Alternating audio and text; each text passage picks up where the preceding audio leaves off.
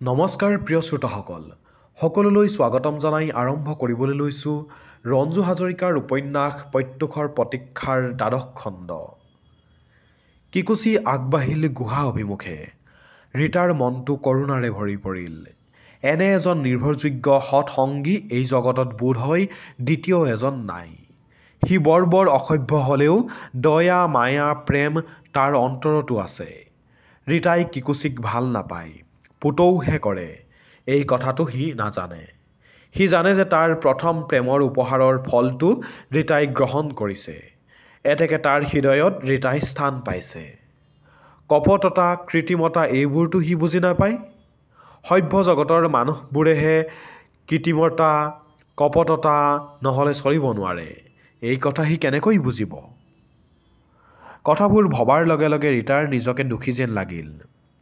তথাপি ই সকলোবোৰ জানিও বা বুজিও ৰীতাই কিকুচিক ভাল পাব নোৱাৰে, পুতৌহে কৰিব পাৰে। যদি দুৰ্ভাগ্যবশতঃ ৰীতা কিকুচিৰ পত্নী হ'বলগীয়া হয়, তথাপিও কিকুচিক ভাল পাব নোৱাৰিব ৰীতাই।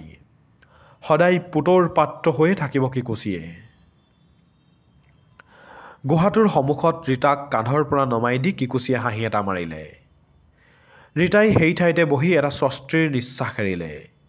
কিকুচিয়ে হাতৰ ধনু আৰু জাঠিডাল শিল এটাতে আউজাই থৈ গুহাটোৰ ভিতৰলৈ সোমাই গ'ল। খন্তেক পিছতে আগদিনা আনি থোৱা ফল কেইটামানৰ সৈতে কল এথোকালৈ ওলাই আহিল। ৰীতাই কিকুচিলৈ চালে। কিকুচিয়ে ফলবোৰ ৰীতাৰ সন্মুখতে থৈ খাবলৈ ইংগিত কৰিলে। ৰীতাই ফল এটা হাতত তুলি ল'লে। চুনামী?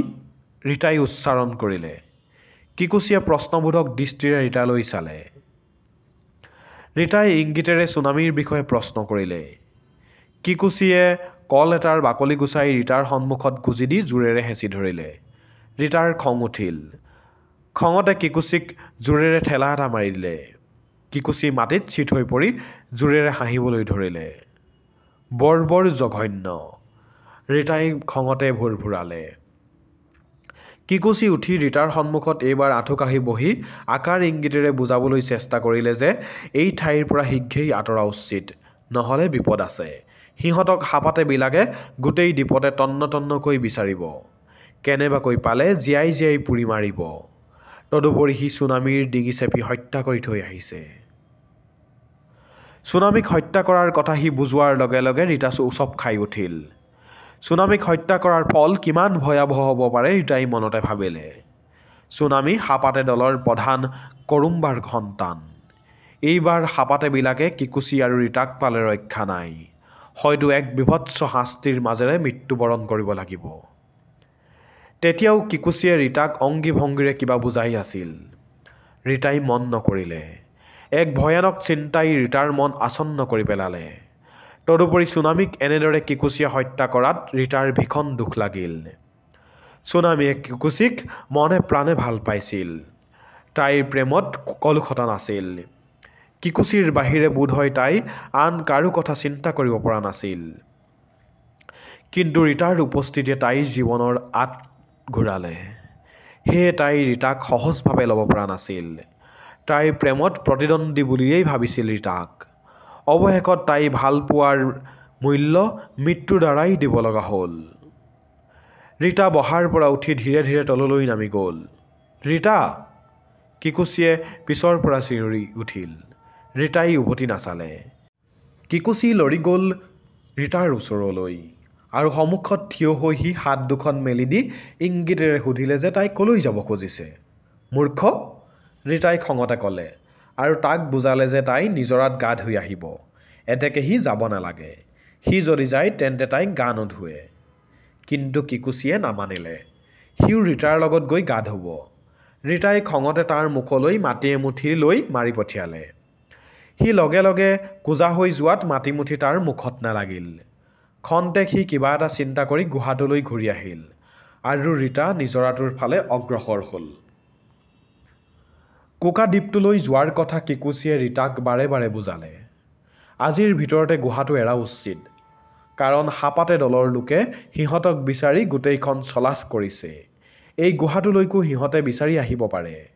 আজি কিকুচিয়ে নিজৰাৰ পাৰলৈ যাওঁতে কেইবাজনো হাপাতে যুৱকক অতি সাৱধানেৰে নিঃশব্দে আহি থকা দেখা পাইছিল। কিকুচিয়ে সিহঁতৰ চকুত নপৰাকৈ হঠাৎ আত্মগোপন কৰিলে বুলিহে ৰক্ষা পালে। সমস্ত হাপাতে জাতি চুনামীৰ মৃত্যু আৰু দেৱতাৰ বস্তু লৈ পলায়ন কৰাৰ বাবে কিকুচিৰ ওপৰত খঙতে উতলা হৈ আছে। এতিয়া একমাত্ৰ উপায় হৈছে কোকাদ্বীপত গৈ পদাৰ্পণ কৰা, নহ'লে তাৰ বাহিৰে আৰু উপায় নাই।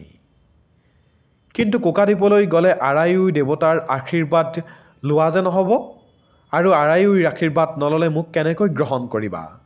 ৰীতাই কথাখিনি অংগী ভংগীৰে বুজালে। কথাখিনি বুজি সি হাঁহিলে। ৰীতাই তাইৰ মুখলৈ প্ৰশ্নবোধক দৃষ্টিৰে চাই ৰ'ল। খন্তেক সময় সিও নিশ্চল হৈ বহি থাকিল।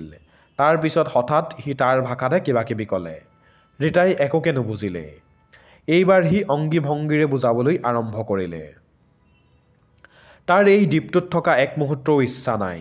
ইমানবোৰ শত্ৰুৰ চকুত ধূলি দি থকা অসম্ভৱ। সকলো সময়তেতো গুহাৰ ভিতৰত সোমাই থাকিব নোৱাৰি। আহাৰৰ সন্ধানতে হওক বা আন কিবা কাৰণতে হওক বাহিৰলৈ যাবই লাগিব।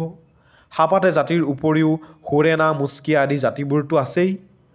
কোকাদ্বীপলৈ গ'লে এইবোৰ বিপদৰ ভয় নাই। সিহঁত জীয়াই থাকিলে এদিন তাৰ পৰা আহিও আৰায়ুইৰ আশীৰ্বাদ লৈ যাব পাৰিব। এদিন নহয় এদিন সি আশীৰ্বাদ লৈ যাবই। আৰায়ুইৰ আশীৰ্বাদ নোলোৱাকৈ মোক গ্ৰহণ কৰিলেনো কি হ'ব? ৰীতাই ইংগিতেৰে তাৰ মন ভাল লগাবলৈ প্ৰশ্ন কৰিলে। সৰ্বনাশ! সি জিভাখন উলিয়াই 3বাৰমান মাটিত মূৰটো লগালে। সিহঁতৰ ওপৰত ভীষণ প্ৰতিশোধ ল'ব। আৰায়ুইৰ কুপদৃষ্টি পৰিলে সিহঁতৰ আৰু ৰক্ষা নাই। কথাবোৰ সি ৰীতাক বুজাবলৈ চেষ্টা কৰিলে।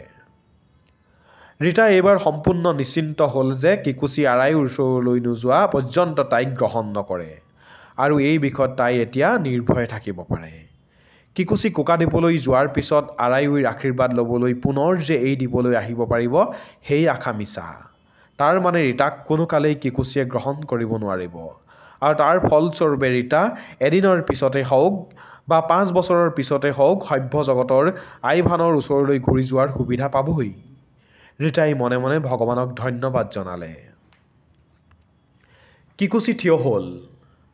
হাতৰ জাঠিডাল দূৰৰ গছ এজোপালৈ লক্ষ্য কৰি জোৰেৰে মাৰি পঠিয়ালে। জাঠিডাল গৈ গছজোপাত আঘাত কৰি খোজ খাই ৰ'ল। ৰীতাই জাঠিডাললৈ চালে। কিকুচিয়ে হাঁহিলে। তাৰ পিছত সি নল ধনুখন ৰীতাৰ হাতত দি বুজালে যে সি চিকাৰ বিচাৰি যায়। ৰীতা যেন সাৱধানেৰে থাকে, ভুলতো যেন তললৈ নানামে। সি চিকাৰ পায়েই ঘূৰি আহিব, বেছি দূৰলৈ নাযায়। শত্ৰু যদি আহে গুহাৰ ভিতৰলৈ সোমাই লুকাই থাকিব, আৰু শত্ৰুৰ চকুত পৰিলে শত্ৰু যদি গুহাত সোমাবলৈ চেষ্টা কৰে তেন্তে তাই যেন নলধনুৰে আক্ৰমণ কৰে। বাহিৰৰ পৰা গুহাৰ অন্ধকাৰৰ বাবে শত্ৰুৱে তাইক দেখা নাপাব। তাই অনায়াসে শত্ৰুৰ লগত যুঁজিব পাৰিব। কিন্তু মই যে এনে ধনুৰ ব্যৱহাৰ নাজানো, ৰীতাই তাক বুজালে। সি ধনুখন হাতত লৈ কেনেকৈ ব্যৱহাৰ কৰিব লাগে দেখুৱালে। মুখৰ ওচৰলৈ নি সজোৰে 2বাৰমান ফু দি দেখুৱালে। ৰীতাই এইবাৰ তাৰ পৰা ধনুখন লৈ তাইও এবাৰ সজোৰে ফু দিলে। বেজীৰ দৰে কাঁহবোৰ হুহুৱাই ওলাই গৈ আঁতৰত পৰিল। কিকুচিয়ে আনন্দতে হাত চাপৰি বজাবলৈ ধৰিলে। কিকুচিৰ আনন্দ দেখি ৰীতাই হাঁহিলে। জাঠিডাল গছৰ পৰা এৰুৱাই কিকুচি আঁতৰ হ'ল।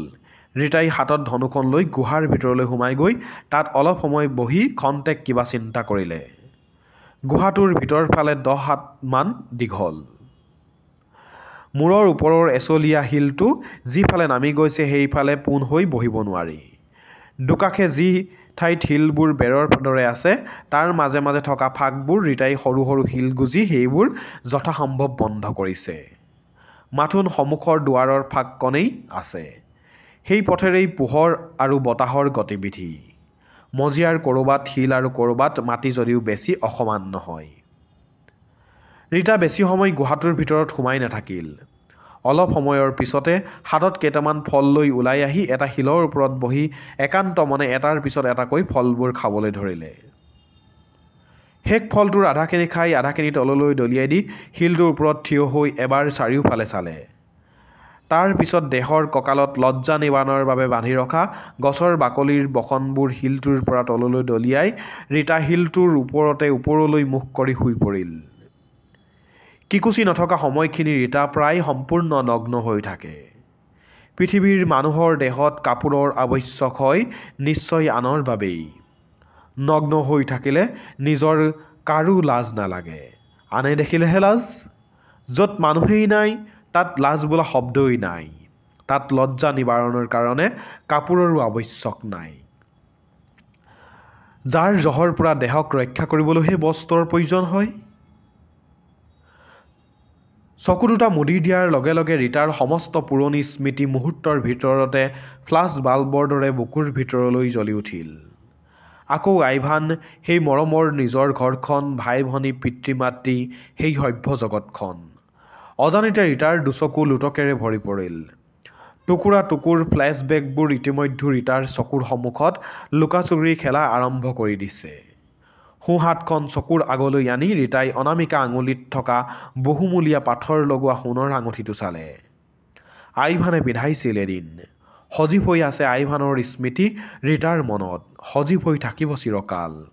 যদি এই দ্বীপটোৰ পৰা উদ্ধাৰৰ আশাও নাথাকে, চিৰকাল যদি ইয়াতে বন্দী হৈ থাকিব লাগে, তথাপি ৰীতাৰ মনত আইভান সজীৱ হৈ থাকিব।